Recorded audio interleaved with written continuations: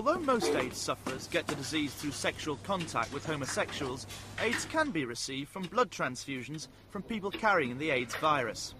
Earlier this month, blood transfusion centres in this country began telling people in those groups most likely to be carrying AIDS, homosexual men and addicts who inject drugs, that they should not give blood anymore.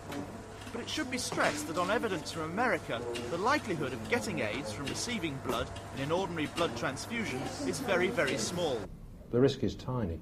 There are 10 million units of blood transfused each year in the United States of America, and there are 112 cases of AIDS which have been associated with blood transfusion in a 5-year period.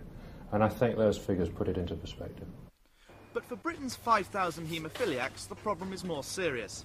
The clotting agent which is made for haemophiliacs, called Factor VIII, requires blood from thousands of donors, and so the danger is that much higher. Even if a haemophiliac receives Factor VIII contaminated by the AIDS virus, though, the risk is still extremely small that they will actually get AIDS, though it may take several years before they know for certain whether they have it or not.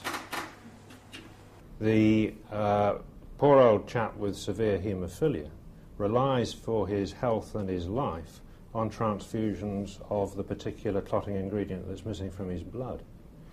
Now, we've tried to make that safer by heating it, and the evidence so far is that that's going to be effective in removing the AIDS virus.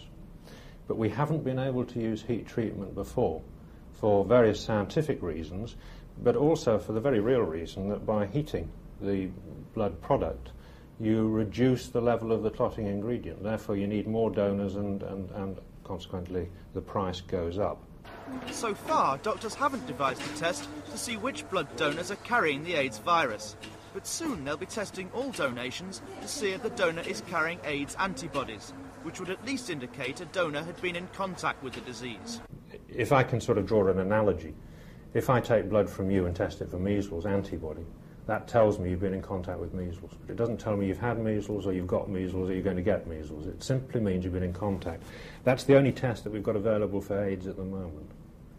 Now that means that it's not possible at present to, with 100% accuracy, screen, for instance, blood donors to make absolutely certain that people aren't incubating or indeed have the AIDS virus. I think that we are probably about 6 months off applying the antibody test to blood donors. This is the test we're applying to our own patients now to find out how many of them have been in contact with the virus. But I think we're a lot of months off producing the sort of test that we use for testing for hepatitis.